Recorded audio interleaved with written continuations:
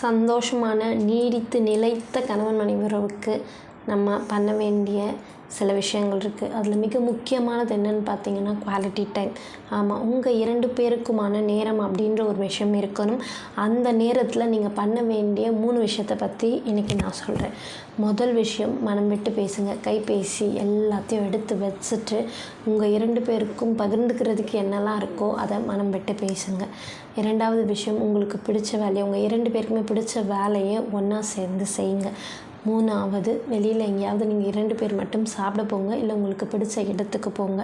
இது உங்களுக்கான நேரம் மட்டுமே இருக்கணும்.